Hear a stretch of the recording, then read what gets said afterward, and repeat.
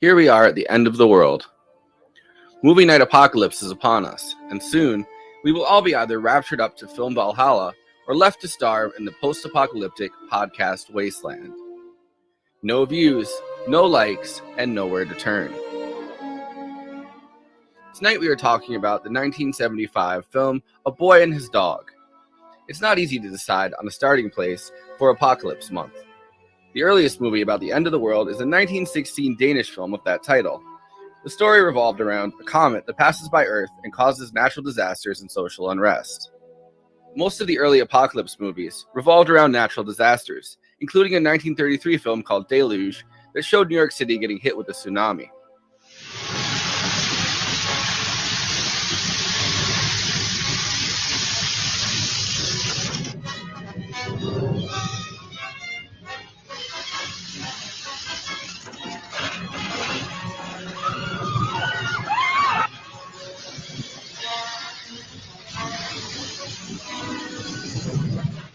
However, in the 1950s and 1960s, the world of science fiction suddenly shifted, as the atomic bomb and the Cold War made the end of the world feel both possible and terrifying. Nobody was quite sure what radioactivity would do to the human body, and the horrific consequences of the Hiroshima and Nagasaki bombings at the end of World War II terrified the masses. Gentlemen,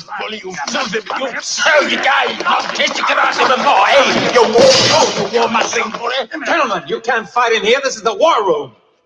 We could do an entire month on Cold War science fiction, and maybe one day we will. But now we have decided to start in the year 1975.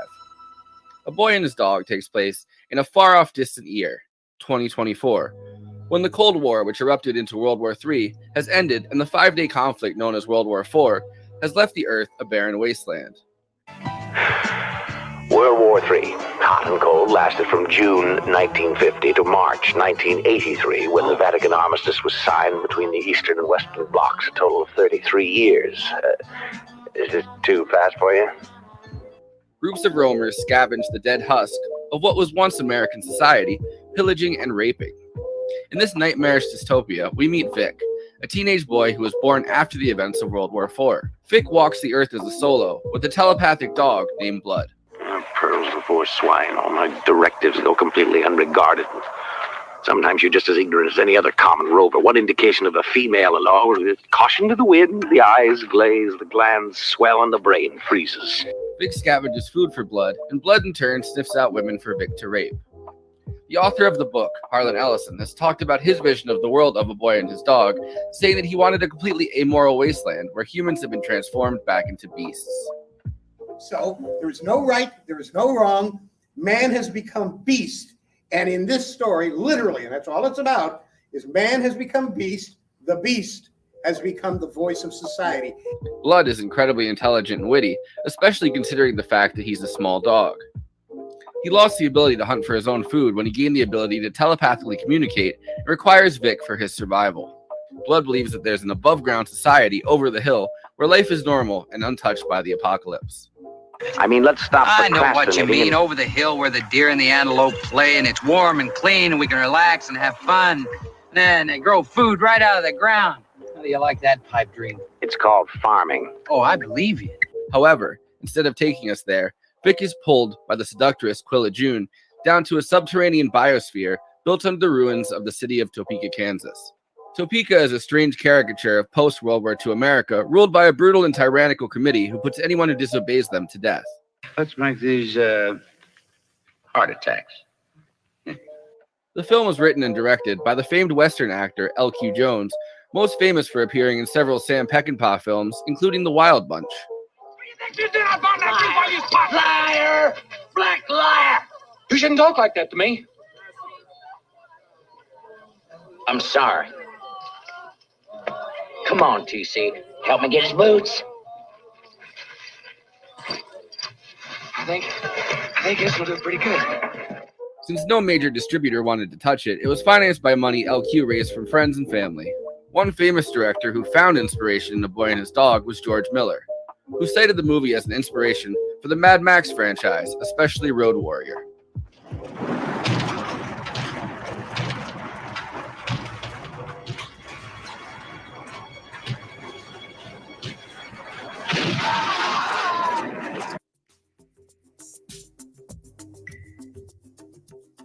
Anyway, before I introduce the panel, let me say, please like this video and subscribe to the Movie Night Extravaganza YouTube channel. Also, we are now monetized, so if you have any pressing questions during this live show, send us a super chat. We are absolutely obligated by international law, human rights law, to answer it. We also have a Patreon, patreon.com/Movie Night Extra. All of our after parties are available on there forever. Okay, let me introduce the panel. J. Andrew World, illustrator, book cover artist, comic designer, and artist for Give Them an Argument, co-host of Movie Night Extravaganza and Bad Takes. Conan Neutron, host of Protonic Reversal and the frontman for Conan Neutron and the Secret Friends. Conan Neutron and the Secret Friends is done touring until December 30th, but you can find all their music at neutronfriends.bandcamp.com. Christina Oakes. When she's not dog sitting, you can find her streaming on Twitch at twitch.tv/cosmopolitics. You can find her on Twitter and Instagram at @cosmopolitics. Throw her some subs on Twitch. Jeremy Salmon, host of the Giving the Mic to the Wrong Person podcast, which is currently on hiatus but returning in the future. I, of course, am your long-suffering host, Forrest Miller. Without further ado, let's get started. So much suffering. Bandcamp Friday. I mean, I'm Bandcamp Friday, baby. Let's go buy my shit. I'm the titular boy and his dog, and I got Lyme disease from my dog, so I'm suffering. You got Lyme disease now? Wow, I didn't think that was of all the afflictions in 2022. Lyme disease is that's something. Yeah. Well, I mean, we just did all the raking of leaves outside, so like Audrey's been like running through the leaf piles, and 2 weeks ago she ran through the leaf pile, I guess, and I had I think the head's still in me. I had a tick like right here that I pulled off. Not nearly so hilarious as the cartoons and comics would lead you to believe. No. Or the Amazon show. Yeah, but the joke isn't funny if it goes on for 3 sentences. Yes, and the Fox News, Fox TV show. Yeah. See, now it's funny again. And the streaming. Wait, no, you already mentioned the streaming TV show because I think it was like the tickets had multiple. Okay, it's back to me not funny again.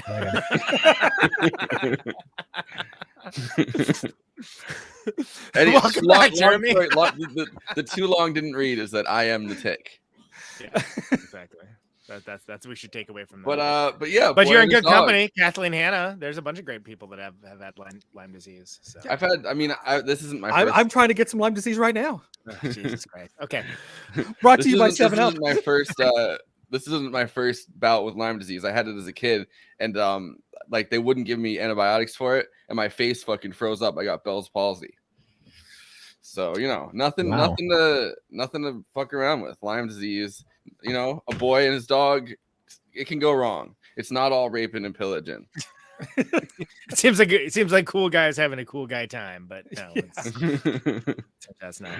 Wild movie. This ended up on the docket. I'm glad you mentioned it being an influence for George Miller because it might seem odd to folks that we're not doing any of the Mad Max movies, but I think it's important to start early on, but not too early on.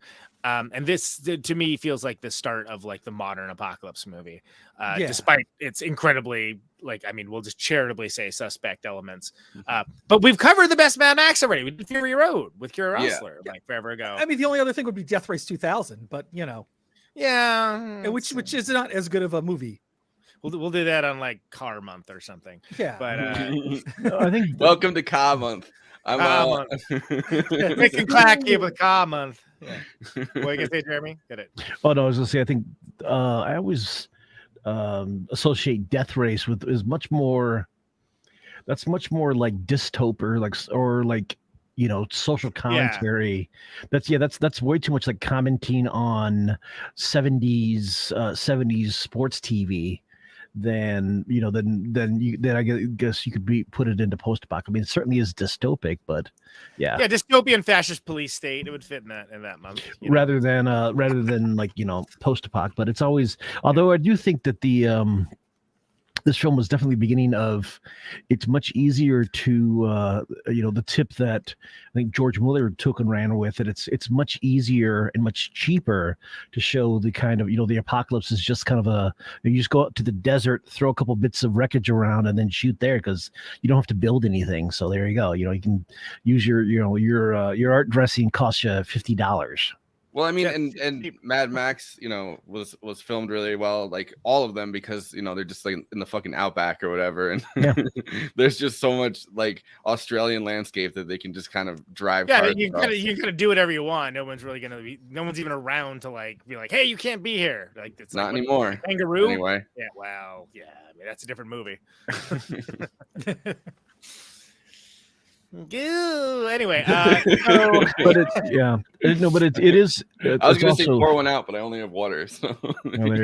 Although, I think it does also. At some point, we do have to talk about how this film did lead into Fallout. Wasteland first, but then the computer game, the '80s computer game, role playing game Wasteland, which it both that game and this film just. It's very, very obviously feeds into it like a lot of Fallout. Tonally, I don't know about how much. Yeah, but a lot of the scenarios definitely. But tonally, I don't know. But anyway. Yeah, I mean, this movie tonally is kind of weird because it's like it's kind of a lighthearted comedy in a lot of parts, right? Like there's a lot of like, the end. Yeah, it's like the rape. But there's rape, but somehow the rape doesn't really like. It's like set to yakety snacks. Yeah, like sacks it's the most lighthearted rape scenes. And then he gets like his fondest wish, and he's gonna be like on like a stud on the farm, and then it's like, oh yeah, but not the way that you want it to be. And it's like, like, what do you mean they're pumping it out with a machine? Yeah. No, that's no fun. I don't want that. It's like getting that adrenochrome. I think I was gonna put on clown makeup, like if I wasn't. I thought it was the white face. What a strange decision. And by the way, I just want to quick point out, like the '50s fetishism is fantastic, and that's from straight out from the book too. But like, how crazy is it that like this conservative ideal is still the '50s, right? It's still this idea of the '50s after all these other decades. It's like that's the only decade. That's the last decade they acknowledge existing. So this is LQ Jones, and there's a podcast they did for like 2 hours, but obviously it sounds like this show. Yeah, but so they talked about the entire process for 2 hours. I was listening to it last night, and as he got older, Harlan Ellison kind of looks like he has the white face, but this is it's audio only, unfortunately, but this is him talking about some of the stylistic decisions of the clown makeup and what he was trying to do with that. Because the rest of it, the dog by that time is onto her. He's onto her. He knows what she's about. She's not a very nice person at all. Quilla June is not a nice person at all. At all. And this is absolutely off the track. Everybody asks me why the clown makeup, and I say, if this were 1788, and everybody was wearing the ruff around their neck. The way they wore it, male and female alike, wore that awful ruff. You would say, why the ruff? Well, it was the style. Cultures change.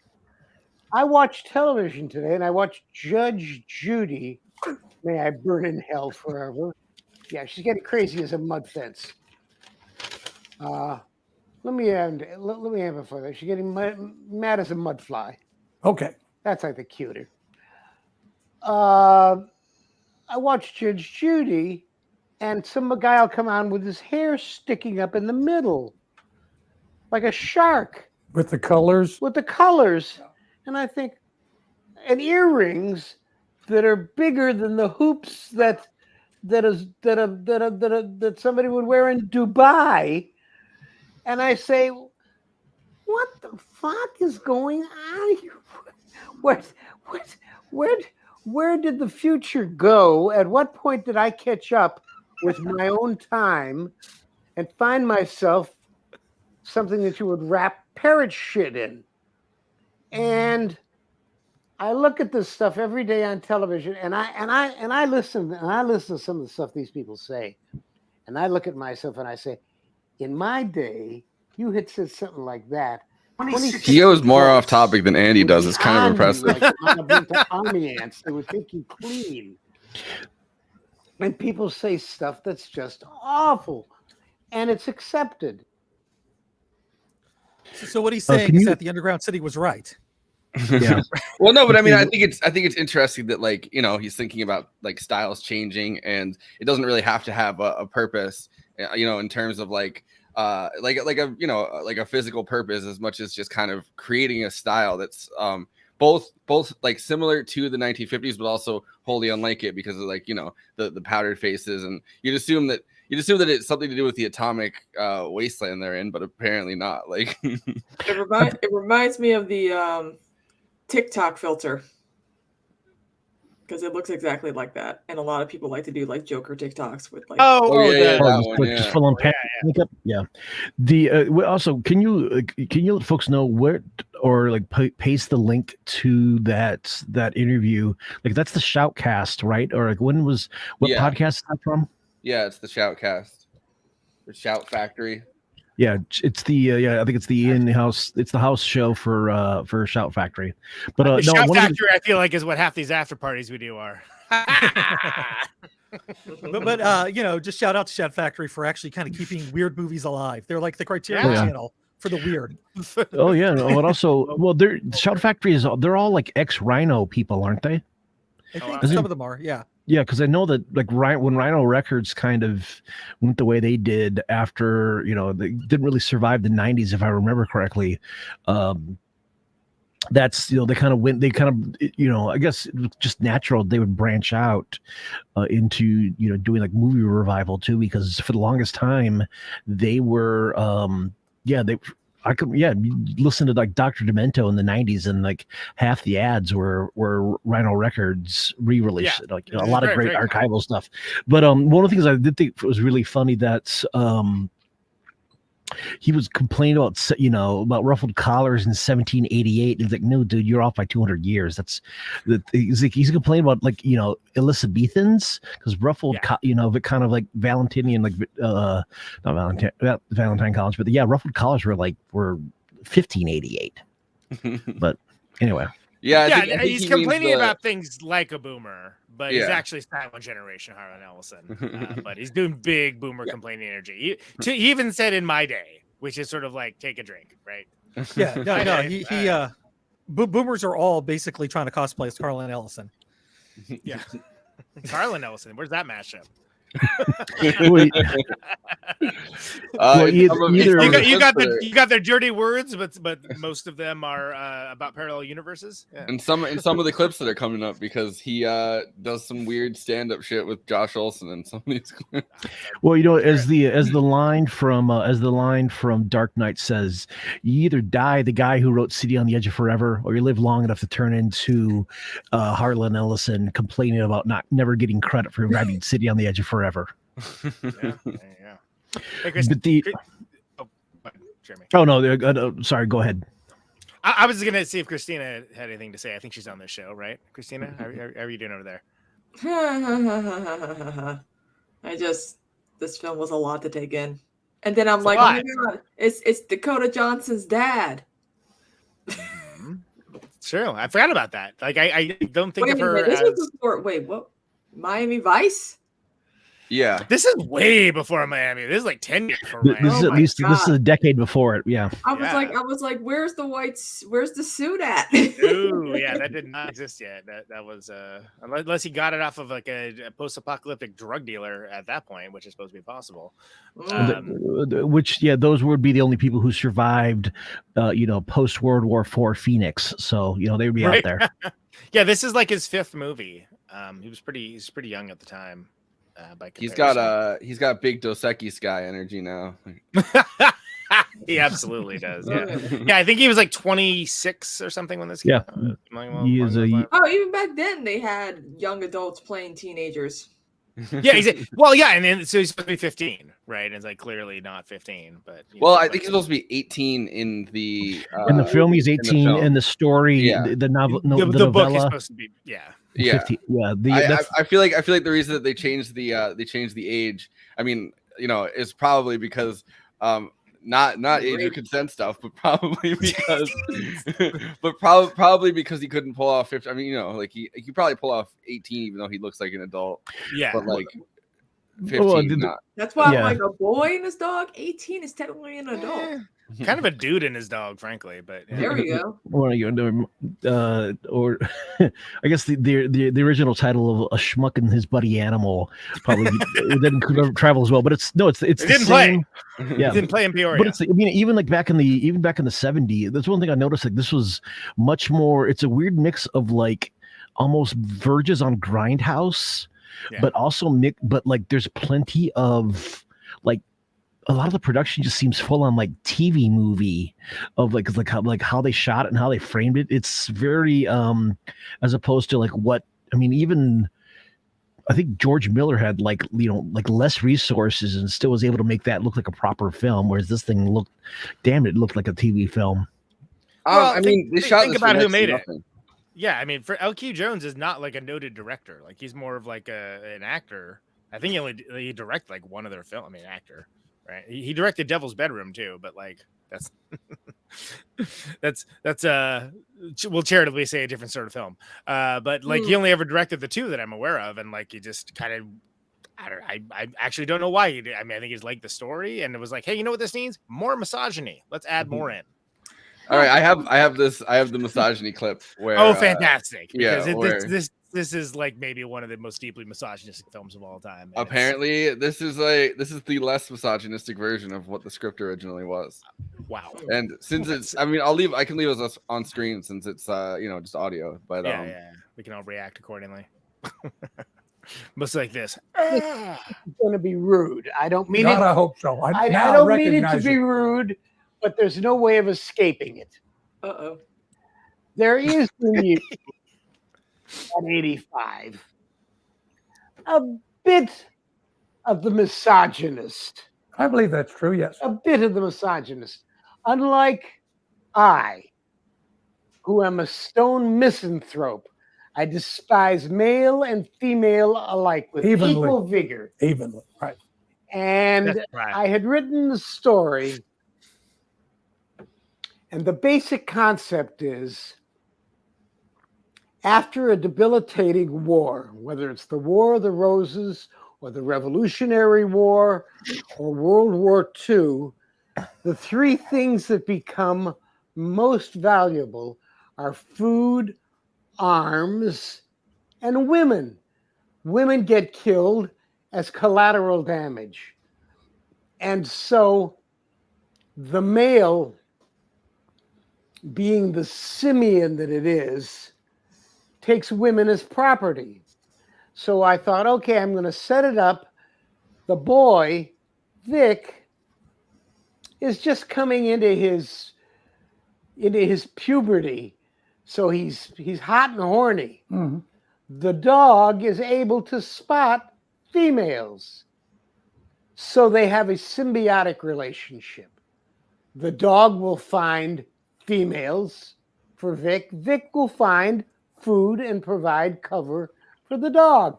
And so a boy loves his dog, Albert Payson Terhune. Mm-hmm. And the dog, to make fun of Vic, keeps calling him Albert through the whole movie. And of course, Vic doesn't understand what the Albert is all about, but that's half the fun of it because the dog is half making fun of him through the whole damn thing. Well, when you made it, that itty-bitty misogynist in you crept in. And when I saw the picture, itty bitty. I wouldn't say it crept. I wouldn't say it crept. I said, this is a boy and his dog. It couldn't have been done better. It could have been done better if they had done it by Cecil B. DeMille, for Christ's sake. I said, but the misogynistic shit in it has got to go. It was not just personally offensive to me, it was dangerous because I could see what was coming. In my oracular sense, I knew that women's liberation was on the horizon, and I had already begun to get some of that. And I said, we've got to get. I feel like it's not like a premonition in 1975. I feel like that was just something that was happening, but that were very misogynistic. But we changed them because you spoke up. Well, we'll get to that in a minute. We'll get to that. Yeah, okay. You think it's that fucking easy? Well, not that it wasn't easy. that fucking easy. No. I practically had to break every bone in your goddamn plastic Plus, body. you had to raise the money. I had to raise the money. Right. Okay.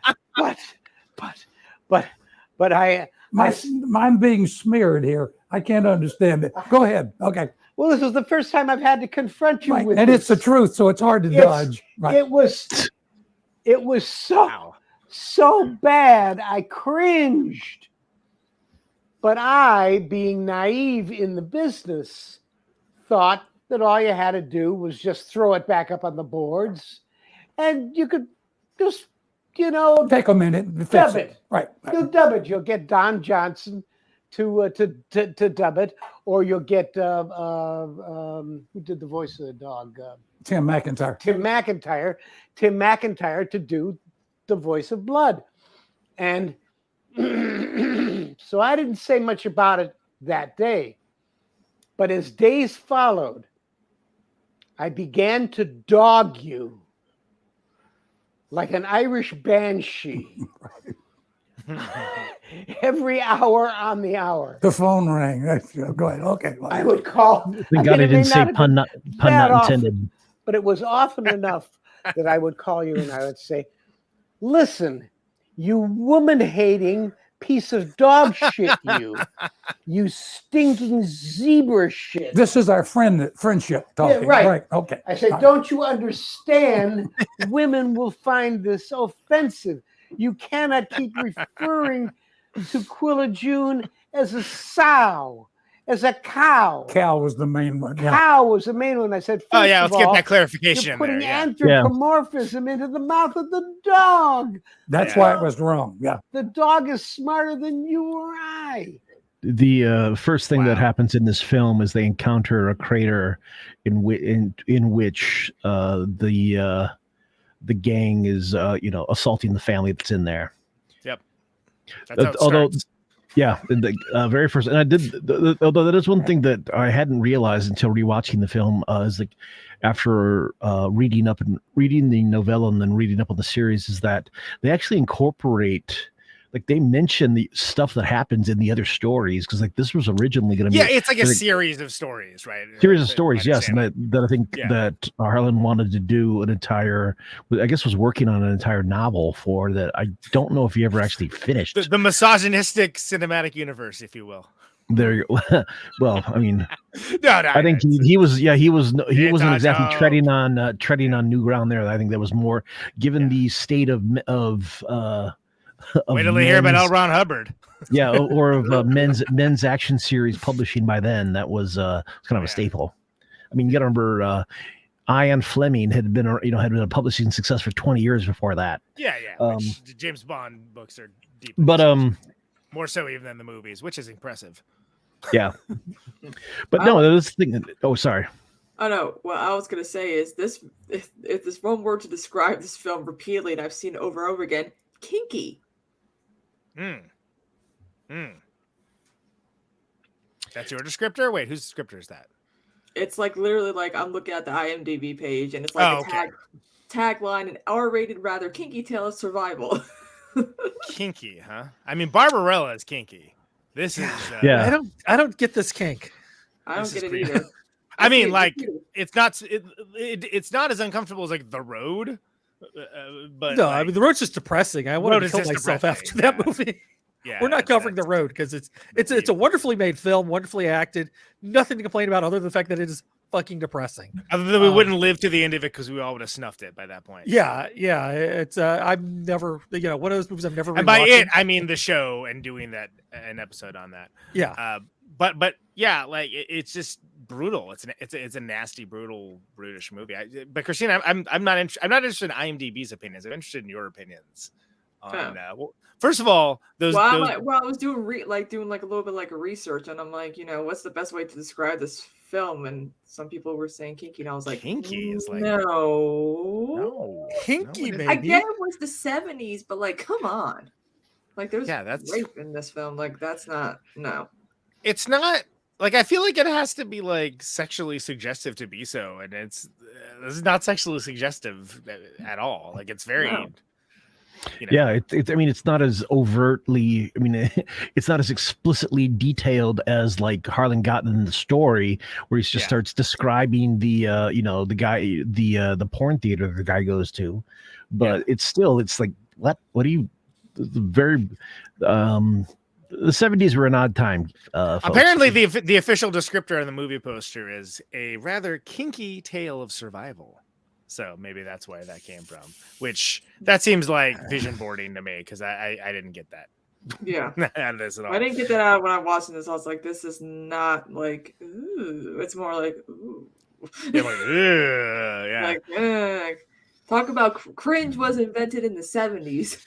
Well, and I think that like it would also fall into the trope of the victim of sexual assault, like falling for the assaulter if she didn't have her own agenda, of which we can talk about those motivations and whether or not they were not valid. But it definitely like rides that line of like, oh come on, really? Like that isn't how that works. and it seemed like that was a common trope, the victim falling for like a rapist, even with or without an agenda. I mean, we saw in General Hospital, Luke and Laura, like a lot of people forget that, one of the most iconic moments was when Luke raped Laura in that disco place, that disco club. For real? Wow. Yes. And then the wedding happened, and it was like a big, like millions and millions, like the most watched soap opera event in history, and people just, all's forgiven. But then every once in a while, they're like, yeah, you have to tell your kids that you raped the mom. And it's just, hilarious. Yeah. Yeah. You see, this is why I watched all my children growing up. Oh, yeah. I mean, General Hospital was such a thing that they referenced that and the characters. I mean, they didn't reference that plot line, but they definitely referenced the characters on like, you can't do that on television sketches. Yeah. Because it has this cultural saturation that is devoid of context, right? That people like or like the reformed rapist too. Like that was also like another like trope that was kind of common as well. Right. But there's nothing really much like you would think. Yeah, like that's what I was thinking while I was watching this film. I was like, does Vic have any redeeming qualities? Because eesh. I don't think really anybody does. Like every single person in this film is, pretty much the worst, except for arguably not the dog, but even then he's a dick. He's like helping. He's like aiding and abetting rape. Exactly. How good can he be? Yeah. And then like he's also listening to police dogs. I mean, come on, we all know don't trust police dogs. Even ACAB includes dogs and police horses. Yes. ACDAB, all cop dogs are bad. But but narratively, like allegorically, the idea of there being a post-apocalyptic rebuilding of society based upon some sort of perceived normality and stuff. That's actually fairly common. It's in Snowpiercer in the comics, not actually in the first volume. I think it's in the second or third volume. I can't remember which one. That of course was not in the classic Bong movie, but it's been used a lot in the fiction of like how do you rebuild, and then also you think about like it's not always the best people that like are building these societies, and they have these ideas and like they may or may not be religious. They're usually based on ego, frankly, and they want to repopulate society, and that normally doesn't mean good times for the girls. Yeah, which was kind of, it definitely is a running theme as long as there have been, post-apocalyptic films. I mean, like I said, there's a little, the little clip of Strangelove that it pops up in there where oh sure, it's like where I can't remember the line, but he talks about how like they would have certain you talk about like certain men would have like would effectively, I think it was George C. Scott bragging that certain people would get like better places in line to help repopulate things. Right, implying harems and like multiple, like polygamous marriages, obviously favoring dudes, clearly. But though one thing I think we can connect this to, and this maybe like It's almost like post-apocalyptic films as like a sort of Western, or even you could even, I guess, almost even like a post-Western of like they're both kind of, they need or they both share the idea of like there's like, kind of a completely like lawless, hyper violent, a lot of firearms, like just disparate, lack of society of just like people killing each other, where it's kind of a thing where it's like, no, even though that's, I think there are tropes of the genre, even though it's like we that's one of the things that Peter Fraze points out in his book Four Futures, that like, we've had multiple apocalypses on this planet already.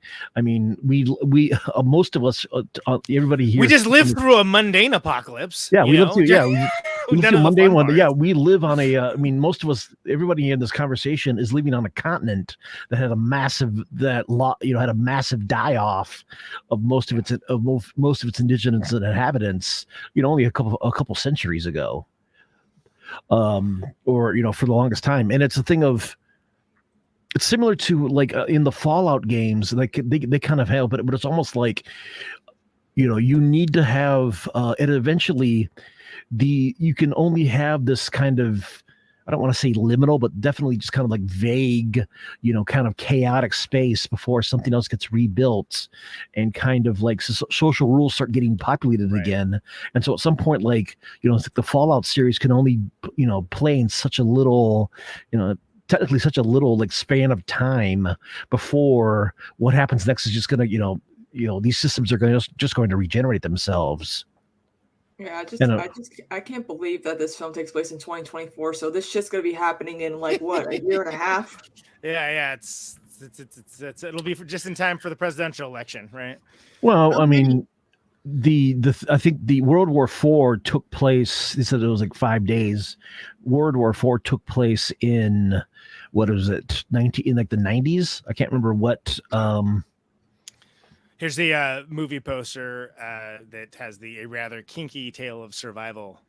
That just has a mushroom cloud. It's just a mushroom cloud with a smiley face. Yeah, and it's quirky. Yeah, it's crazy. And that's not even the only movie poster. There's the other one that's much more like deliberately like psychedelic, like counterculture, or we're gonna have like a Yeah, I'll throw that one up too. It's kind of like. It's not disruptive. It's like misleading in a different way.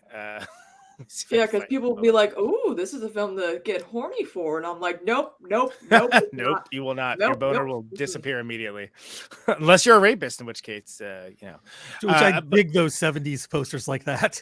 Yeah, it like a future you'll probably live to see is a good tagline. That's way better, I think, than the very kinky tale of survival. But yeah, you have you've got what I can assume is Quilla down there, nearly naked, or just generic woman, because obviously it doesn't matter. They're just objects, right? Speaking of a rather kinky tale of survival, I gotta block these. Oh, I thought I already got them. The porn bots. Jesus. Yeah, there's something about this movie that brings up the porn bots, apparently. Speaking of on YouTube when you get those. Speaking of Quilla, Christina, how do you feel about her as a character? She did what she had to do. She has a pretty well articulated plan ultimately. Yeah, I mean, sad is a different question, but yeah, but like, a lot of people feel like when it comes to like the male characters, I'm like, don't underestimate these female characters, because like, some of them are, for every victim you will find one that's not going to be necessarily the victim, but someone who's going to try to put a stop to whatever. She's not a victim, right? Like they put her out there as bait, and she agrees to that. Like the rape part. I mean, because he is going around raping people, and they're like wasting women away and fucking killing them. Like, and that's horrific. But the Quilla June character is interesting because they don't do that to her. She's actually put herself out there as bait because she thinks that she can gain political leverage from it. Which you have to assume that she can be on their council or you have to assume that both Quilla June and Vic are the generation after all of this has happened. So they've only known this society. They've only been raised. Oh my God, they're Zoomers. Right, they're the Zoomers of this apocalypse. Yeah. Well, that's one of the reasons why Blood is like always kind of like, half playing the role of like the smarmy teacher to him, right? Because like he doesn't know from like any of this history or any of this stuff. Yeah. You'd assume that you'd want to forget like Nixon and like LBJ existed and shit. But... Well, yeah, I think also, yeah, for sharp-eyed people in the audience, the dog is played by Tiger, who played one of the dogs on the Brady Bunch. At least until they for many reasons, not all of them good, they stopped having the dog on the Brady Bunch. I thought at least they didn't use CGI. I love how in the movie Carol's like, "Go get him, Tiger," and she's like, "Tiger, whatever happened to that dog?" I'm like, "Yeah, whatever happened to the cat too? That girl cat." Good joke. But no, I like it. If nothing else, it is the rare thing where you have, where he is both, Blood is both like sidekick but also mentor. But it's like dog sidekick, but because but also and the older wizened one who's capable of the stuff, and I'm just realizing that one of the other Western tropes that gets played in is of Don Johnson as like the man with no name type of who was brought into this like pastoral situation in this particular society and particular social hierarchy by like one of the members who tries to use this this outside force to kind of screw things up to gain their own, to both disrupt, to be used as a weapon for a political gain. Brought him in to kill, just to kill. Like she said, here, these are the people you have to. And like when they're escaping, she goes off. These are the people you have to kill. Yeah, like I said, which is its own plan about it, right? I mean, she's got a plan. Which is its own version of that.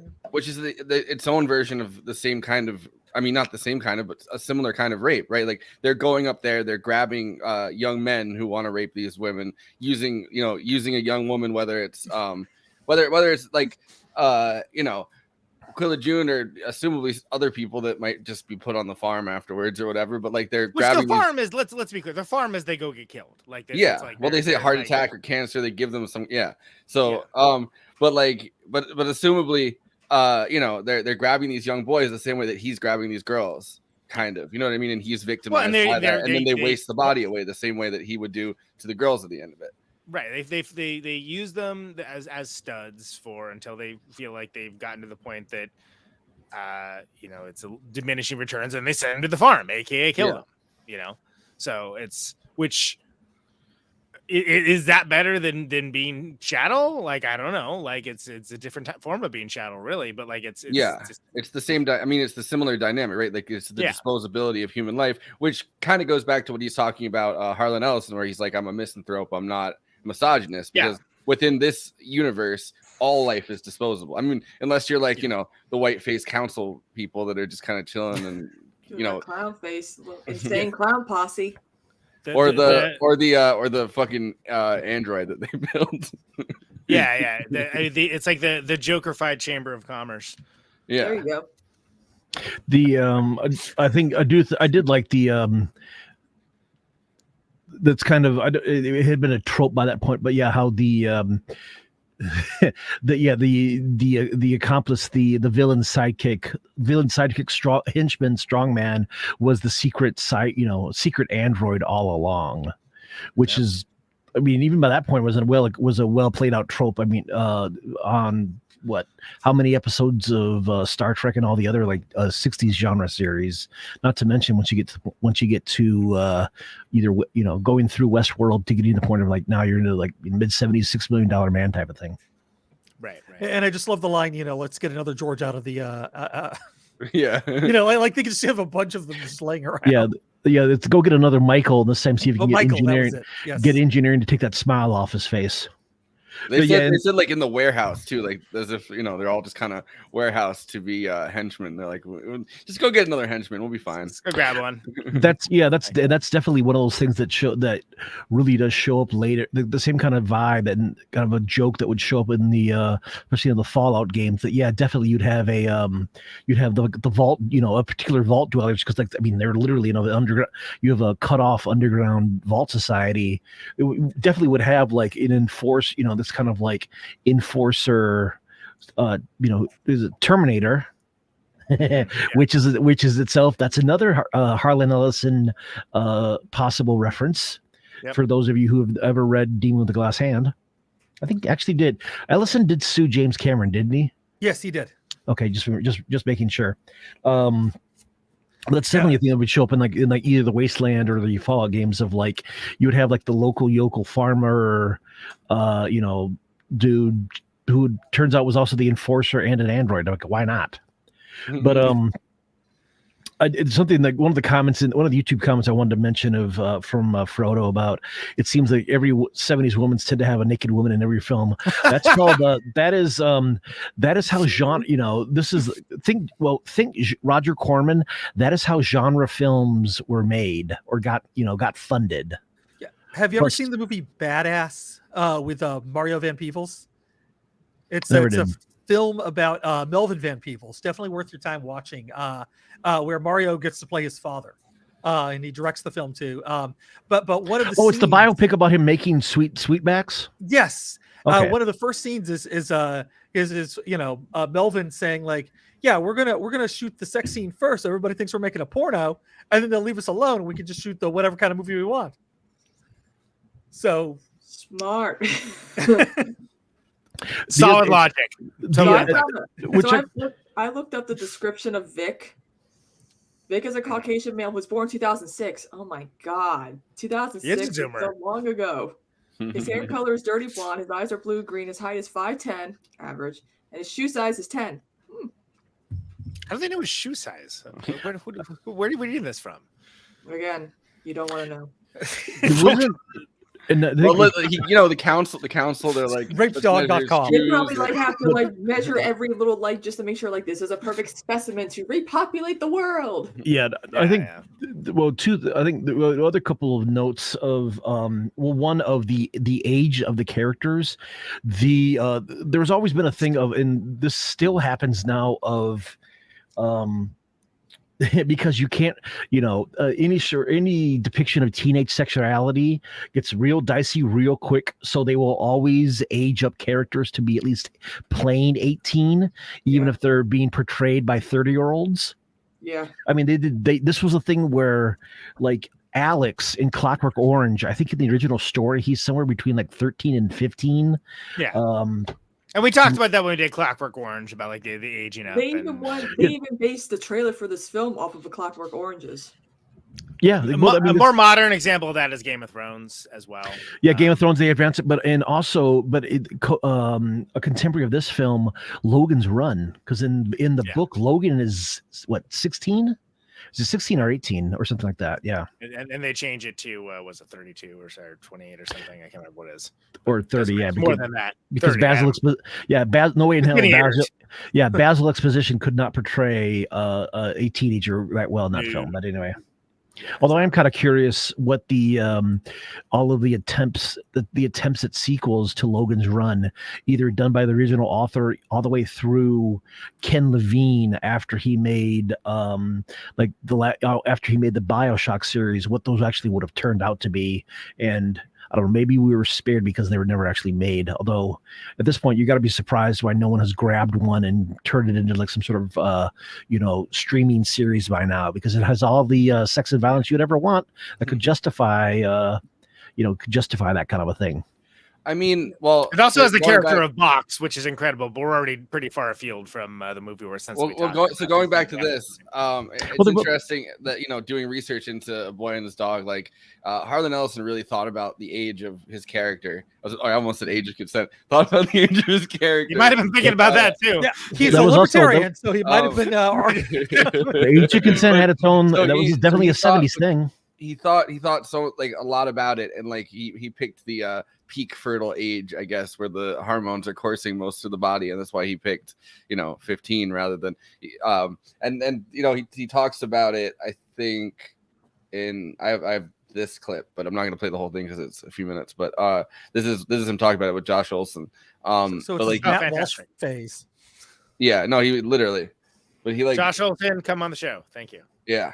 If you again, if you haven't heard of him, check out Josh Olson's podcast. He does some interesting pod work. He has a few of them. He has the West Wing thing. Yeah, West Wing thing is really good. West Wing thing's over. It's over. Yeah.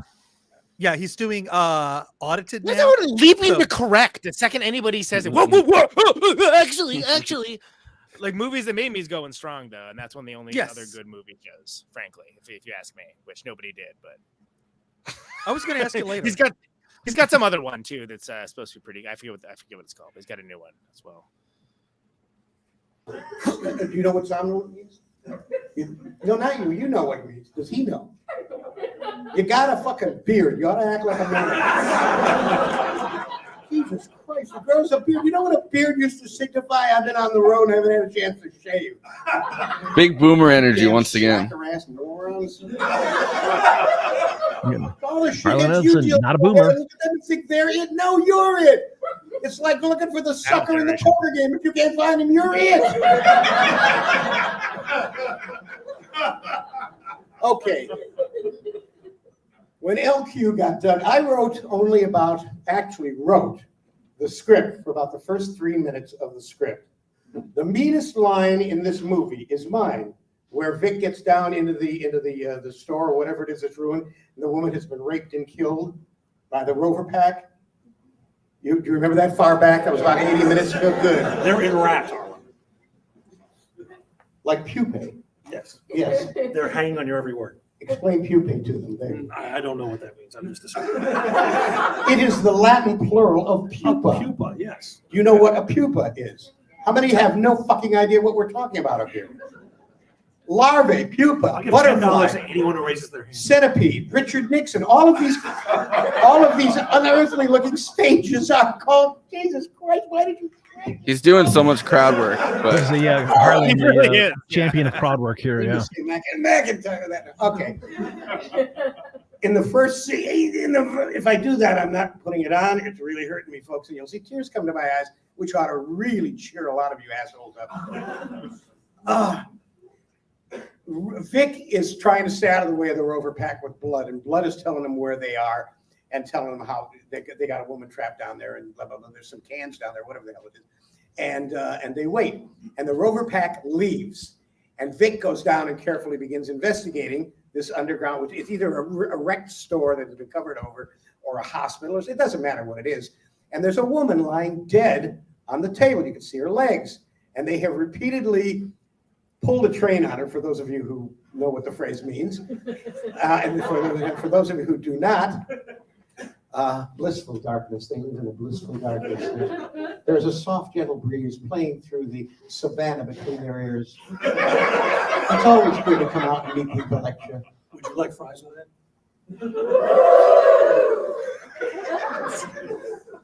You know the gag ain't going to work. You know that I look with disdain and contempt on any fool. We have machine gunners posted at all the corners. I guess it's the other clip where he talks about it, but he talks about how he wrote the character of I don't even know what he's talking about in that clip, but he talks about he's just doing crowd work. That's all he does. Speaking of apparently these controversies and disputes he's had throughout his career. Oh yeah. In his entire career. No, he's notoriously feuding with this one, with that one, suing this one, standing up for that one. Like it's he's a fascinating guy. I mean, absolutely is. And some of his writing is actually really good too. But then there's this, which I'm not going to say is bad writing. It's just a weird idea. And I think I don't know if you guys remember the Sad Puppies from a few years ago. What? The thing around the Hugo Awards. Yes. Imagine it was a post game, recent Gamergate era. It was between Gamergate and Trump. Yes. Basically, what happened is that they were mad that people who were not whites got nominated for stuff. So they ended up getting Chuck Tingle nominated, who wrote basically like Drumpf gets poked up the butt by a dinosaur or something like that, and like just the classic novel. No, just look up Chuck Tingle. He writes like 7 books a month, and they're all turn this like off. Really look that up. It sounds like a good use of your time. Yes. The blue wave bang Trump in the rear. Yeah. They're insane books. Fantastic. Is this story have an end or is it going to keep going? Yeah. How does this connect to Harlan Ellison? It just seems like Harlan Ellison was like, probably would have been like their like spiritual leader for this kind of movement. Oh, it doesn't connect to Harlan Ellison. Okay. So there's a show. Yeah. Called Well, he was dead by the time this whole thing happened. Right. So yeah, but like, the people who read this book, the people who enjoyed this kind of stuff, which does exist in the sci-fi community, got really, really mad is what I'm trying to say. And there's a show called Mythic Quest about like these game developers. Rob McElhenney from It's Always Sunny is in it. And really, really awesome show, really hilarious. But there's like the writer of the game, which is basically what you can call like the crusty sci-fi guy, right? Like he won the award. Was it Nebula? Is the Nebula award the sci-fi one, if I remember correctly?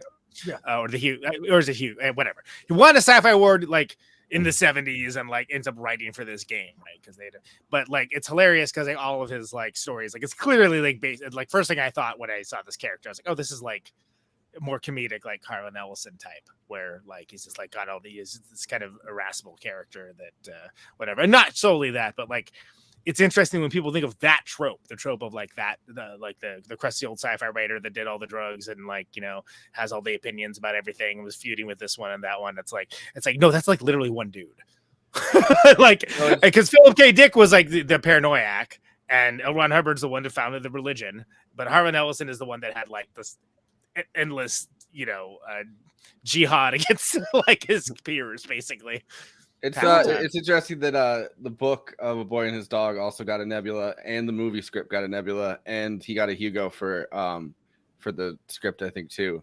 So like this movie, they're taking it around to all the different sci-fi, conventions and stuff, and showing it to like college campuses where, assumably the people that would be going to like the conservative speaker places today would just go and watch fucking A Boy and His Dog before it got released in theaters with L.Q. Jones and big with libertarians.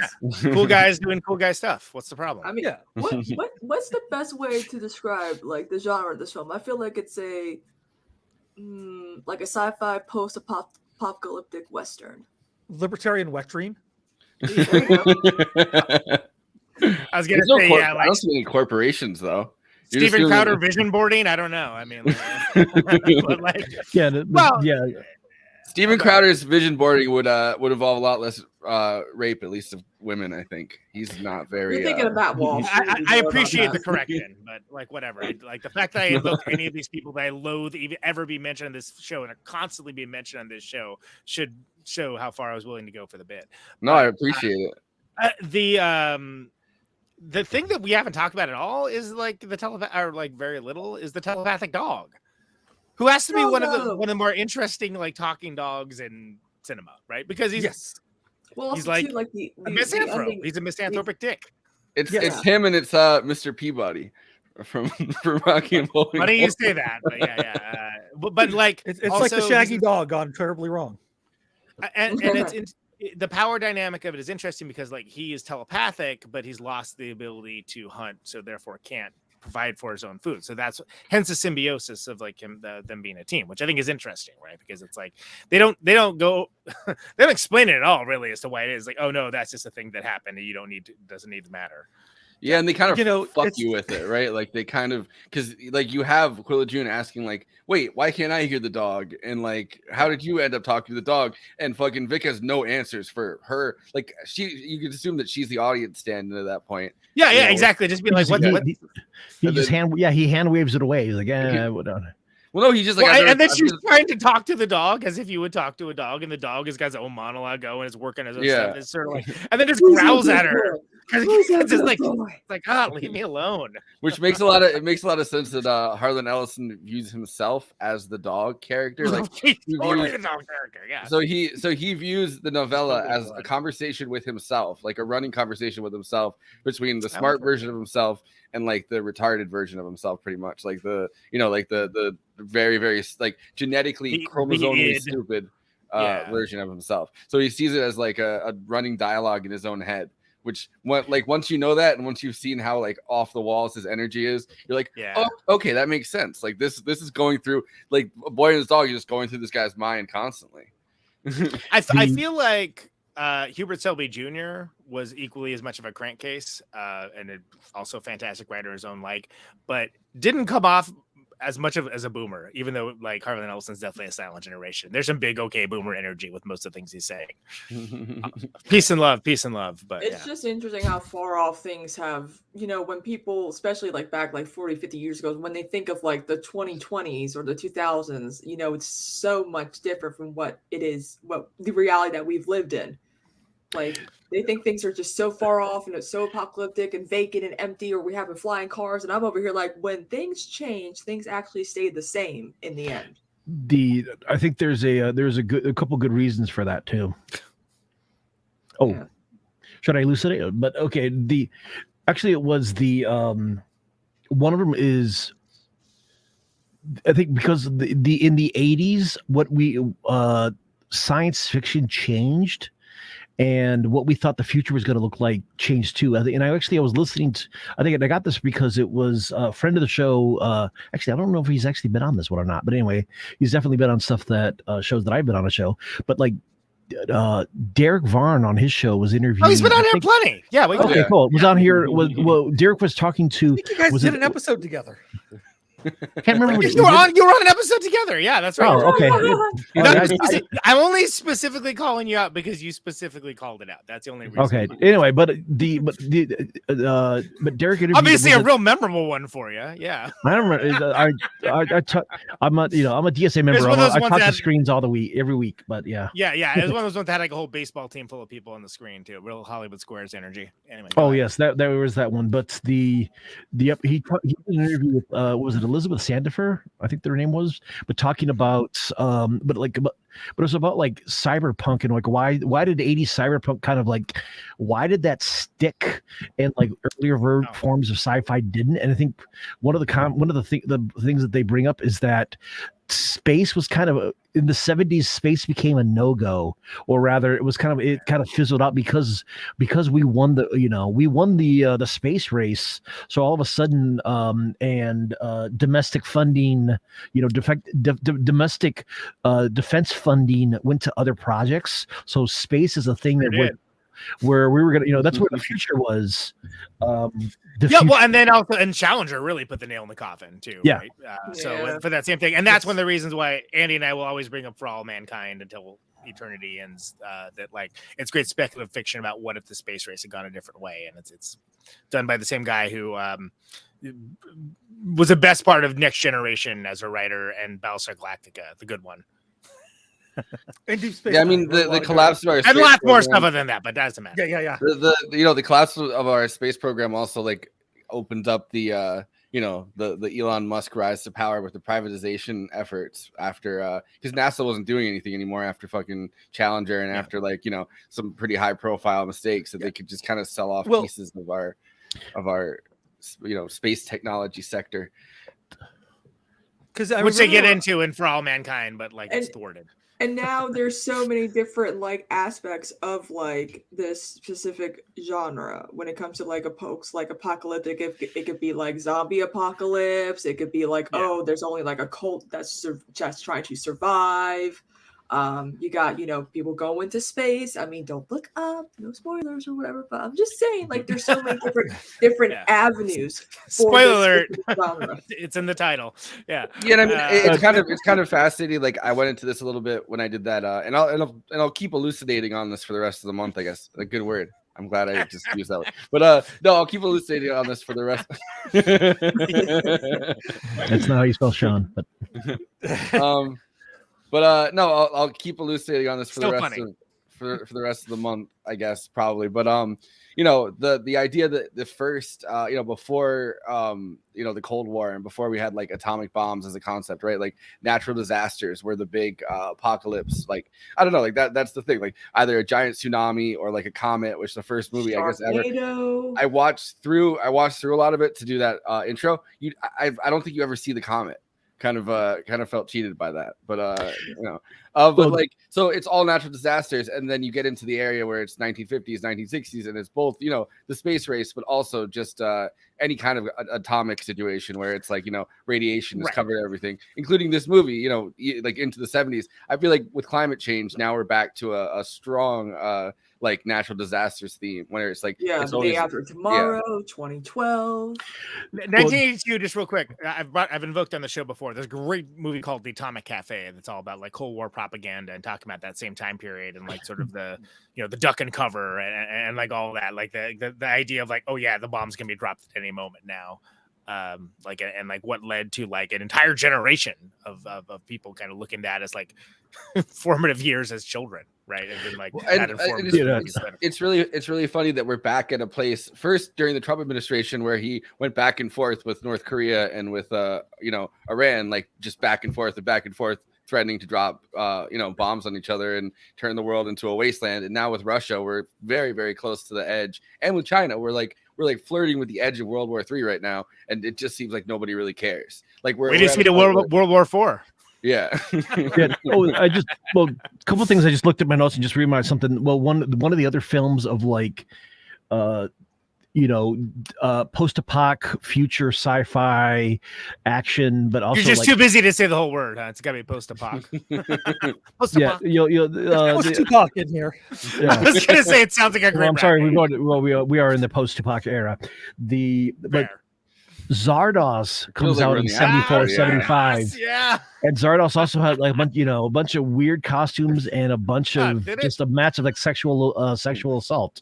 So it was but the two of the things of but Christina, as you point, talking about we lost our future, and what was the saying attributed to Frederick Jameson about writing about this kind of stuff is it is better to envision the end of the world than it is to envision the end of capitalism. And so, yeah, that's where we're starting and getting into like Mark Fisher and even, was it Derrida who did hauntology? I can't remember who, or is it Jameson who did hauntology, like the fear of the loss of the future. Like we don't really have an idea of the future anymore. It's all just kind of like, vague the Sex Pistols.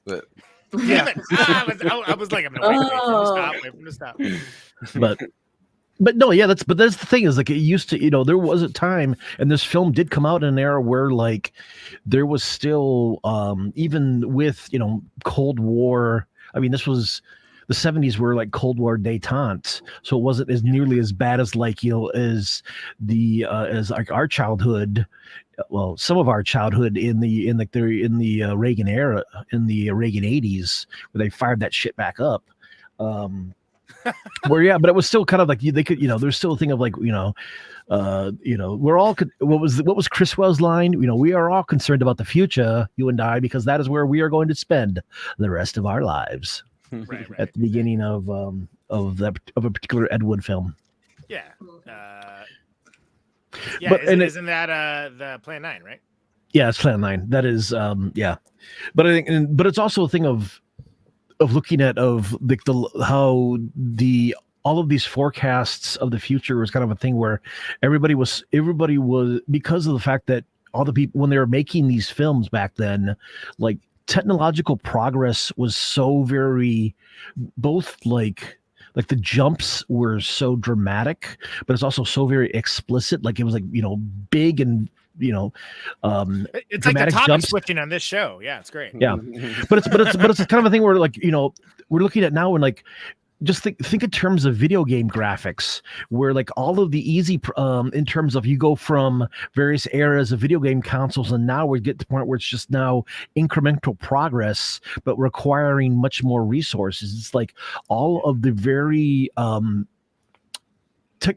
of very easily represented technology. Like we solved a lot of the very easy problems early on. So you went from nothing to all of a sudden oh, hey, we got this thing called electricity. You go from having, just mass electrification to within 30 years having, actually not even that, like some places got electrified and then got television within 20 years. And so you have like revolutionary social change, but now all of the easy stuff has kind of been solved and there's no real money into doing that tech. And so it's kind of now it's all of the development in tech is in just like into like, it's all into like new forms of how to build IP that we can extract rents from, be they in like coming up with franchises or NFT or even crypto stuff or whatever it's going to come after crypto shit.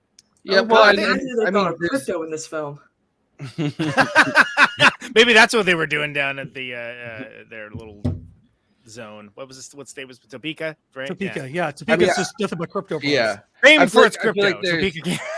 I feel like there's a certain level of like almost anticlimactic, anticlimactic fervor to the idea of like getting to the moon, right? Like that was the big technological advance, like the jump. That was more than anything. Like, oh, we've put people on the moon, and it's like, okay, there's rocks up there. You know what I mean? Like it's not faces at you at night. The tertiary things that happened because of that, like the advances of the internet, like the idea of sending packets, which we can go back to For All Mankind, which does a great job as speculative fiction telling that part of our actual history. Yeah, because in the 90s they have very much well into the 2000s technology levels in like the mid 90s, because of the fact that they kept developing. They had to develop it to for the space program. And like that's the thing is like when you're being space program and porn, those are the two things that technology causes major leaps for.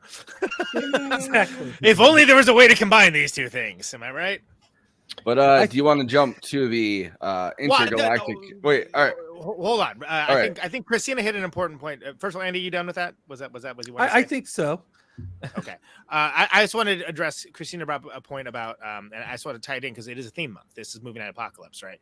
That like the idea of the doomer mindset, right? And like getting fascinated by things, whether it's like Walking Dead or whether Don't Look Up, who is closing the month, so on and so on. Like it's Doomer December. Our generation cumulatively, I think grew up with this, right? This was like water for us. Like we grew up in like again, it's crazy to me that all the vision boarding of the 1950s like still is a thing where it's like for conservative folks like, oh, that's the last decade that was like good, right? But like then the idea also of like, yeah, but everything's screwed and everything's going to go to hell. What we don't realize or what we don't usually accept is it's never going to be like how it is in the movies. It's never going to be like cool. It's going to be like how it was with COVID, the mundane apocalypse.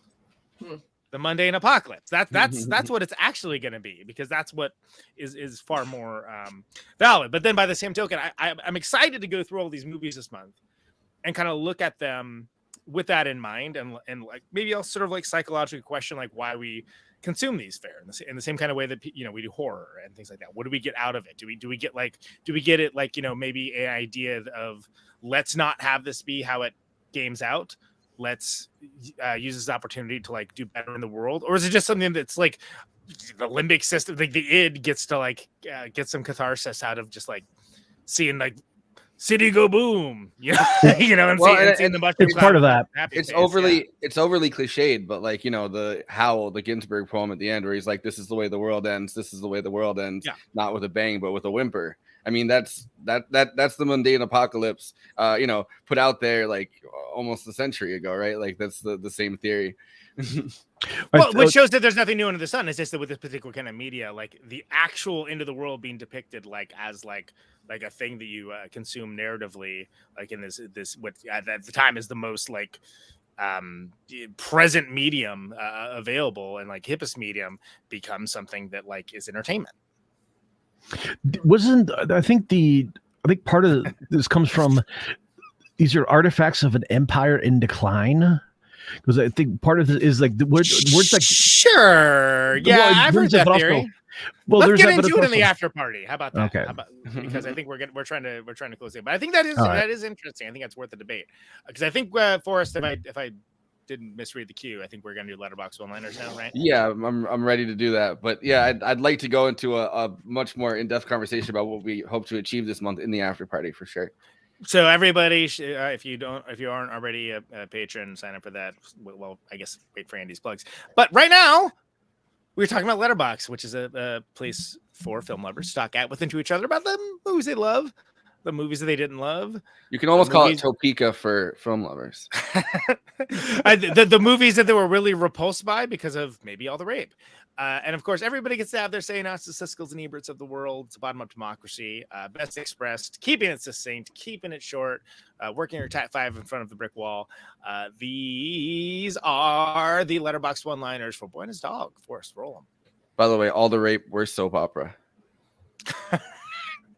Remember that part where they're like slaves mining for canned food? Love this whole movie.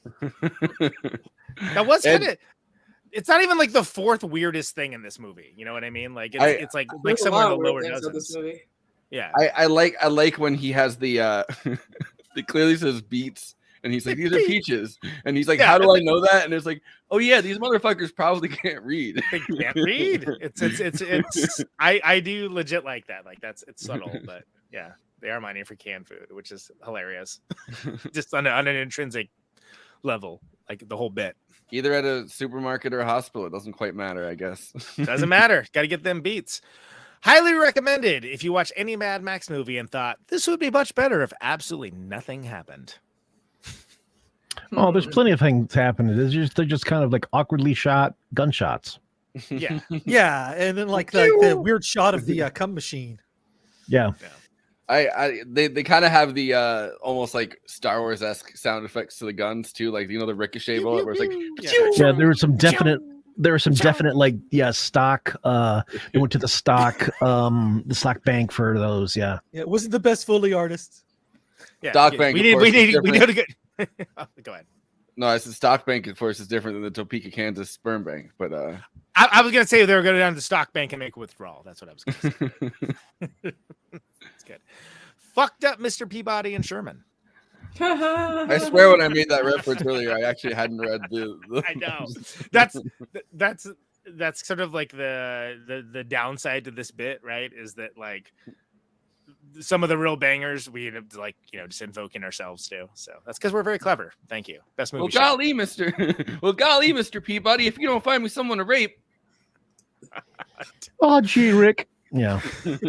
Sometimes a family is just a telekinetic dog, a serial rapist scavenger, and their subterranean thought neighbor. He's not telekinetic, he's telepathic. Come on, get the powers right. He wasn't moving objects with his mind. If you could do that, he could get food. He was just sniffing out period blood. Yeah. Wait. Go back. Why don't you go find Matt with a butcher knife after his name and go comment on that and tell me how that works out, Andy. We'll do. Actually, you're thinking of telepathy, telekinesis. It's a misnomer that, like a shockingly misogynistic cross between Adventure Time and Milo and Otis, directed by Terry Gilliam. Yeah. I do. Milo and Otis is an odd pull of like, I guess if you haven't seen any other like films and starring animals, but yeah, the talking animal canon is not, that wouldn't be my what I would go for, but Adventure Time, respect. That's a good reference. And Terry Gilliam is sort of like that's like a cut above what Boy and His Dog is doing, but hey, yeah. I guess I'm actually in Luca there, but anyway, my favorite talking dog movie. There's I might play at the after party. I don't know because I've had a lot of Harlan Ellison today, but it's a lot to take in. There's a whole thing where he's talking about. It really is. There's a whole thing where he's talking for like 10 minutes about how he wouldn't do the script, like he wouldn't do any of because they tried to make this into movies with a bigger budget and with like an actual studio multiple times. Distributors didn't really want to deal with it, but people kept saying that they were going to make the dog's mouth talk, and he would freak out and be like, "I don't want the dog's mouth to talk. You don't understand. It's telekinesis or telepathy." Telepathy. See, now you fucked me up. Telepathy. But like, and he's gonna come for you too. He's got 2 people on his list. Yes, he's gonna use his mind to actually me. He's telephonic. Yeah. By the way, that is on my list of I was like, if you ever want to upset people at Comic-Con, it's just like purposely misuse telepathy and telekinesis. And I'm not getting it. The crazy thing is I know that kinetic is motion. So for me to have made that mistake doesn't really make any sense, but you know what? My brain is fried. So there you go. Yeah, he's got Lyme disease, people. Yeah, he's a telemarketer. We got it. Let's move on. Really wanted to like this, but unfortunately, I'm a woman. well, there's your problem right there.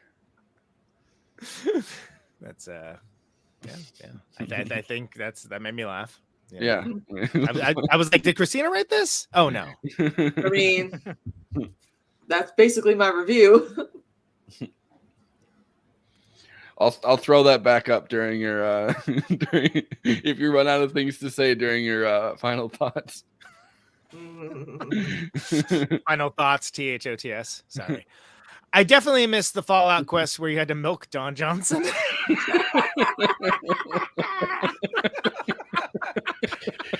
Given their increasing budget for like celebrity not cameos, but certainly celebrity voiceovers. I mean, they probably at some point just gonna Bethesda could have worked it in. They wanted James Cagney originally for the voice of the dog. What, really? Yeah, they did. And then but then nuts. They decided it was going to be too distracting. Yes, I would say so. By the way, can I just say it's criminal that this has 9 likes and I'm one of them, because that's good stuff. So go find Kyle. You could do Miami Heist where you have to steal a sperm.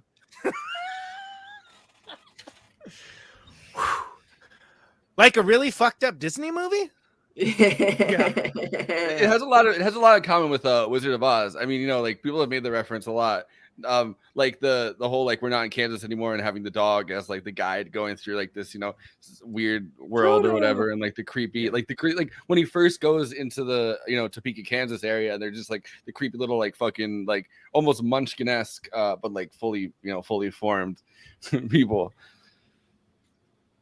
Stylistically, at least, you know what it seems like? It seems like they only had the Wizard of Oz to decide what style in that community. They're like, that's what people must have dressed like. This is what culture was. This is a documentary of what culture was. Wait do you see the Lullaby League? They have the Lullaby League. They have the Lullaby League. They have the barbershop quartet. Oh, I guess they do. Yeah.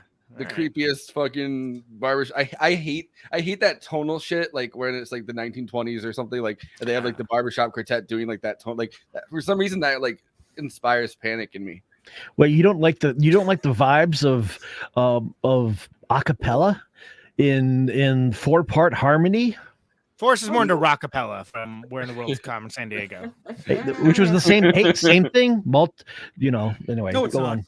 It's rock more. It's in the name. There's a certain tonal thing with certain kinds of barbershop and stuff, especially when it's played on an old Victrola or whatever, the fucking 1920s thing. It literally makes me anxious. All right, I now know that. The underground community in this is exactly what the MAGA crowd is dreaming of. A bunch of white people play acting a bizarre spectacle of an America that never existed in the first place. Anyway, this movie takes place in 2024. Topeka DeSantis.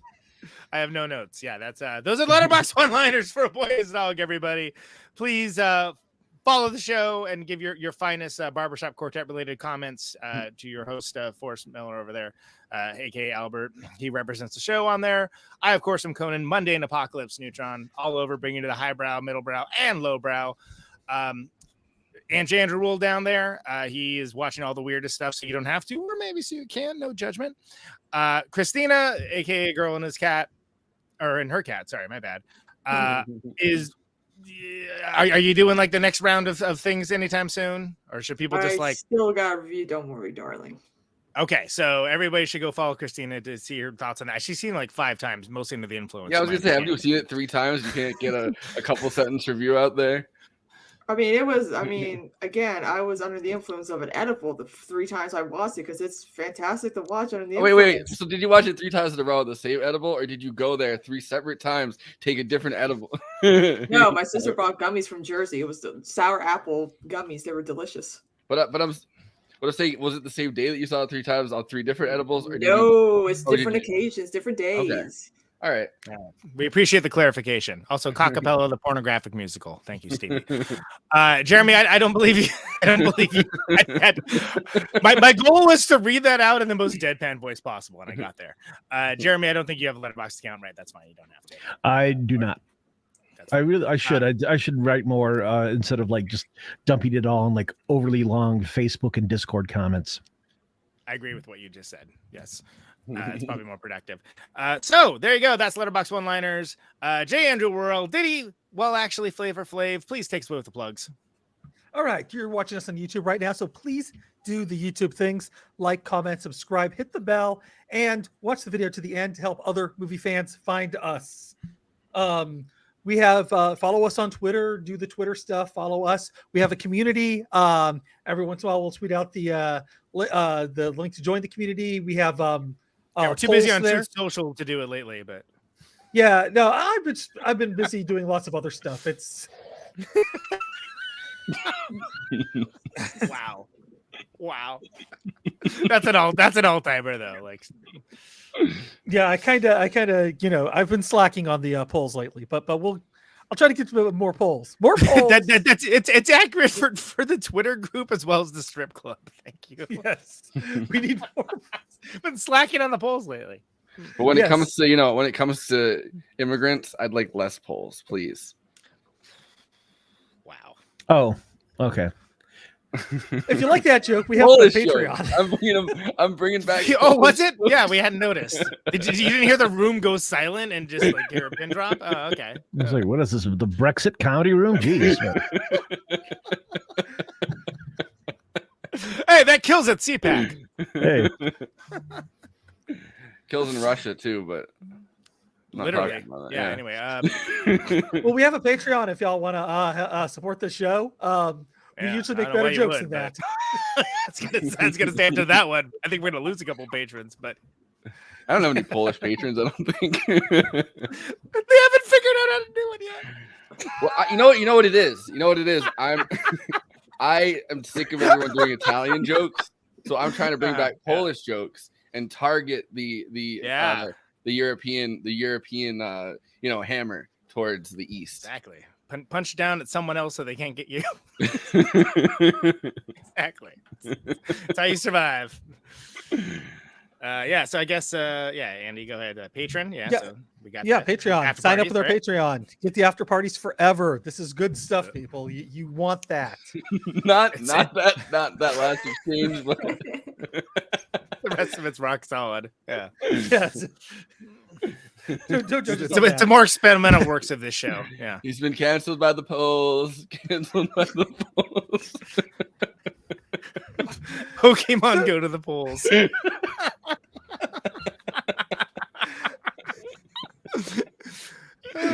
Go ahead, Andy. Yeah. It's Bandcamp Friday.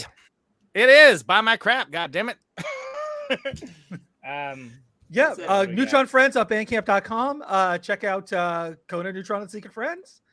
I have a CD of Dangerous Nomenclature right here. I have here a CD of Dangerous Nomenclature. Have you heard of this, Forrest? Action Chief too. Close the polls. Exit polls. We got all those tour T-shirts that are up to. A lot of people were asking about, especially the Dudes Yelling shirts. They're starting to run low on sizes. So if you want to get those, today'd be a good day to do it. Money goes directly to us. No Bandcamp cut. And we'll probably make more of them. I mean, they've been popular enough, but for folks that have asking, and folks have asked. So there you go. It's good to see that Big Band Camp, isn't getting right back today. Exactly. Those money grabbers. Yeah, no, but it's great that they're doing this, and y'all should support Conan. Goddamn right you should. Yes. I give this away for free, people. I don't see a cent from this show. No, but you do see a cent from your Protonic Reversal. Who's coming up this week? Well, let's talk about who just was on, which is Jerry Casale of Devo. And it was freaking awesome. And he's been on, I think, 4 times. And one of them he's interviewing me. But he was on essentially to talk about his new EP, which is great, really good. But we got in some we actually found some different stuff to talk about that wasn't on any of the rest of the episodes. I feel like it's a really good episode. It's up for patrons right now, so $1 a month for that. But it'll be Gen Pop on Monday. I feel like between the one where he interviews you and you interviewing him like right after he has his kid, like it's the big like huge milestone, big life event. Yeah, exactly. It's funny every time Whippet comes on. My mom's like, "Hey, you know that guy?" I'm like, "Yeah, thanks, Conan." Did you announce it? I got Twitter nuked for for being too big a Devo fan today. For writing Mongoloid, yeah. Thank you, Stevie. I agree. It's a must watch. Have we announced that he's going to be on for the end of the season? Yeah, I mean, I tweeted it, but like from the account that got nuked for being too big. you got shadow banned at that point, so nobody saw it. Yeah, Jerry Casale is going to be on for Don't Look Up, and that's how we're closing the season and the year, and that should be. I can't think of anyone better than like a member of Devo to be on to talk about that film. Yeah, it's the de-evolution take on Don't Look Up, which is like fully if we couldn't get David Sirota to actually talk about like the brainstorming of it, that's like the only other like idea that I think would that's gonna be good, and no one's done it. Chapo, you didn't do that. We did it. Or haven't done it yet. We're going to do it. Also, Chris Wade, right? You just announced it too early. They're like, like wait. And you got a show coming up in Chicago on the 30th of December. New Year's Eve, with Ghost Forest and Interesting Bricks at Reggie's. So that's for Ivana apparently. But or Kenzo, I guess Kenzo can come out maybe. We'll see if he wants to. We actually our Chicago show is really great. It's gonna be a lot colder than that, but that's I'm gonna have some 2023 stuff to announce, but not till later in the month. So go see us there. Thank you. Excellent. And Christina, you have a Twitch channel, which is fantastic. If you ever want to know what's going on in the news, it is a great place to go and watch that. Cosmopolitics, baby. Let's go. Cosmopolitics, yeah. Is there anything that you have in the can that's going to be coming out? Or anything you've been working on? No, I might actually do some live streaming tomorrow before my Christmas party. Show some like in real life like food prep or party prep or whatever. Is there anybody you're going to open up a can on? Might bring my future boyfriend on. So sorry, Forrest. I've been kicked out of the circle. I was gonna say I don't know if Twitch people want to see things happening in real life. They don't seem to they don't seem to like bathtubs and hot tubs and swimming pools. But Christina also has a Patreon. I can't. I got rid of the Patreon, by the way. Oh, I just didn't have time. No, she doesn't. She got rid of it. Does not have a Patreon. Did you notice, by the way, I cut it out? I cut the Patreon part out of the intro so that it just now check out her Twitter. And breaking news: Christina has gotten rid of her Patreon. Everybody. Wonder what was going on there. Jeez. I'm taking it off the list then. So, breaking news: Christina Oaks. I wish that we didn't get flagged for doing the dun dun dun dun like the fucking breaking news alert graphic. It's so generic too. Like, what the hell? Like, is there like non-DMCA like breaking news music that we can access or something? Hopefully, there has to be. Yeah. This one said it was. This the messed up thing. Hopefully they did it quick enough they didn't get flagged. I'll tell you what, remind me, I'll just do a breaking news music stab, what do they call that? I'll do one Sting? for that. Sting, yeah. Sting, thank you. Yeah, it was some kind of it's too good not to be doing that anytime somebody says something like, "I'm not on Patreon anymore." You know. Yeah. Yes. Yes. So Jeremy, anything you want to direct people to? Because I know last time we talked, you weren't doing your podcast. Yeah, this is correct. My podcast has been on hold. What can I direct people to? Support the rail workers unions, because they're going through a hard time there, and God knows what is going to happen next. I'm trying to think of anything other than just some local Portland things, like the support the eviction representation for all campaign, the ERA campaign out of Portland. They could use your help because that is going up on the ballot, and we're going to start gearing up to get push that, but that's going to be in a few months. So I guess if there's anything coming up soon, not that I can think of. Okay. Well, yeah, those are actually some good things to support, especially those railroad workers, because you know, I literally live 10 feet from the tracks, and you know, they do good work. You know, I gotta say, they're doing construction. They're doing construction 10 feet from my house. Or I can write it like I literally said I was, Stevie. We don't have to go to the KPM Sound Library. Like, come on, man. Oh, also I think the UC. Yeah, I think I think the UC educator strike is still going on. It's like there's two podcasts going on, right? It's like these guys are having one down there, and like it's very serious. And I'm at war with the comments. Yeah, very upstairs, downstairs. You're a regular Hassan Piker over there at war with the comments. Yeah, but yeah, the UC strike is actually a big deal because remember, you know, just because they're educators doesn't make them not workers. They are in fact workers, and you know, which is something that they're actually doing a great job getting that messaging out. So, all right, this is after party material. I feel like, you know. There we go. These plugs are normally long. This is like interminable. Yeah. Anything else, Andy? Oh, you got yours, right? Yeah, I got mine. Come see me in New York next month, the 22nd. I'll be at the Cutting Room, and you know, just in the shadow. It sounds like you're doing stand-up comedy when you say that, by the way, which I love, but I know what that is, but.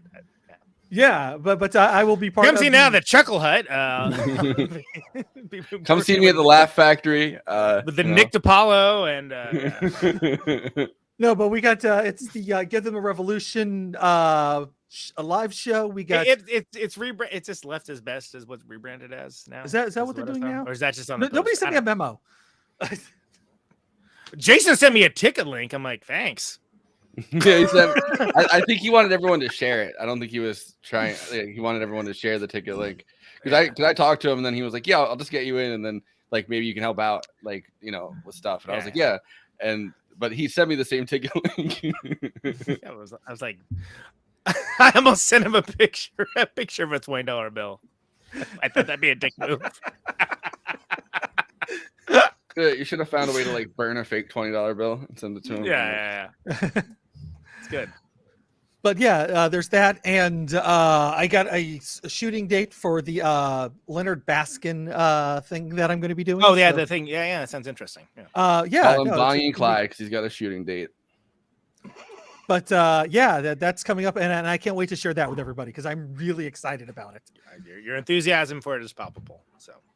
Oh, and also I have a cover for one of the second issue of Darude, which you can get on Kickstarter for a few more days, a few more weeks, maybe. Spell that Darude. Darude. Yeah, it's that's a Darude column. Yes, actually, the person is named after Bella Ventura Darude. Don't ask me to spell that. Durutti. Yeah, he was a socialist, anarchist, revolutionary, fought in the Spanish Civil War, and there's a comic book series about him, and I just did the second cover for the series. So I know that that out. The Darude column is a band. I can't remember where they're from. Darude Shadow of the People is the name of the comic. So they're like a post-punk band or something, right? Right? Manchester.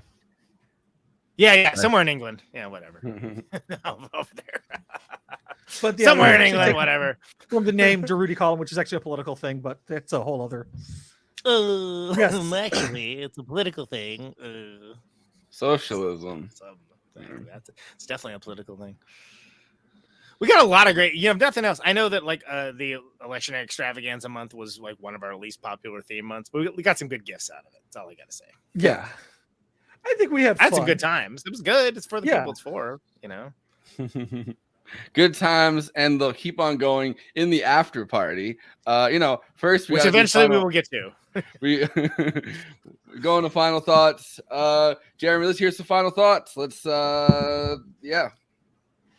for having me on, and heck of a movie. It's real, and to think the story they take it them, the actual book, much even nastier. So it's a which is hard to believe, but you're not wrong. It's a heck of a piece of work. Just like Harlan Ellison is a heck of a piece of work. Yes. Christina, do you have final thoughts, or do you want me just to throw up the really wanted to like this, but unfortunately I'm a woman. Mm-hmm. All right. Again, another one that should have more likes. I'm like, why that one should be like the top freaking review. Yeah, but right? it's all men downvoting it. Yeah. See, that's kind of humor you can expect in the after party, not the other stuff, not the Polish humor. The American people are sick and tired of women. Anyway, Conan, final thoughts. Yeah, wild movie, very influential, and so worth discussing because of that. Deeply problematic on multiple levels, but I also feel like, especially when you talk about apocalyptic art forms, it shouldn't necessarily be comfortable anyway. And honestly, like, actual apocalypses are not nice, and there would be quite a bit of rape. I don't know if they need to all be depicted, but like, think is what makes this fascinating is in the title, A Boy and His Dog, right? And we didn't talk about it, but they changed the last line. The last line of the book is not the last line of the movie, which it ends on a joke, which is amazing. That this film ends on a joke about a dad joke. A dad joke. Spoiler alert: that they kill and eat the woman that they bring up to feed the dog. Well, now you and it ends on a joke. Well, yeah. I'm still watching the last 10 minutes. No. I mean, the movie's older than I am. If you can't, I don't know why you watch this, but I'll throw on the after party to start it off. I'll throw the thing where Harlan Ellison talks about the last line of the movie. I think it's incredible. It's got it. It has to be one of the absolute most audacious last lines in a movie ever. He hates it. He thinks it's but it's not at all. Well, because the original last line is like it's a reference to like why it's called A Boy and His Dog. Yeah. To reinforce the relationship between them, and that like, yeah, that's right, Frank. Yeah. They did eat her. They absolutely did eat her. And I don't know if they put tomato sauce on her, but the thing is. I think the last line of the novella is something like, a boy loves his dog. Yeah, because it's it, and he, again, because he chose blood over her, the dog blood, not dog blood, but the dog that is named Blood. Anyway, you get where I'm going. But like in the movie, like it ends on a laugh line. Amazing. What a bold move. Like just like seriously, like audacious. Like you do indeed have to hand it to them for that. Well, I mean, it's better than A Boy and His Dog too, when they find a dog named Crip and they have to battle it out on the street corner. There you go. That's the kind of material you can expect after movie extravaganza after party. Yeah, and it'll land just as hard as it just did. Andy, say, like someone got slapped. Oh. Why the hell did my parents let me watch this movie when I was like 10? Wow, that explains so much. This was like, but it was like edited for TV, so it's not like I saw the actual. Yeah, like, what was it, like 10 minutes long. Yeah, it's just a heartwarming tale of a dude and his dog hanging out, having an adventure. Honestly, It's Maybe I was just a little it's younger. just to see where they're up against the wall and like chilling after. It's just where they're digging up beats. It's really weird. It's like really. I thought it was the beats. I thought they were looking for them. Yeah, they're really into Dr. Dre, and she ain't nothing but a beat digger. Push the button, Frank.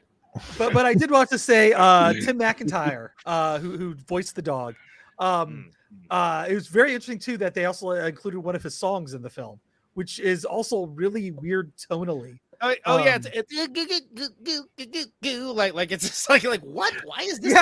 Yeah, it's a Shaggy Dog song. It's like the theme song to Mitchell. Ma Mitchell. Yeah, I think I put that like a short part of that song in the intro, and then I had to totally change the rest of the intro and have it be like more upbeat. Otherwise, it would have not worked anymore. Because like the rest of the score is like synth music, that's mid 70s kind of dark synth, which works too. Yeah. It's a very minimal score. But I just thought it was interesting that they included one of his songs, and it's just like it's jarring when that song starts up, and but it makes it funny knowing that he's also a musician when he's complaining about the folk musician that they're seeing. It's like, can he tune that guitar? Oh yeah. Exactly.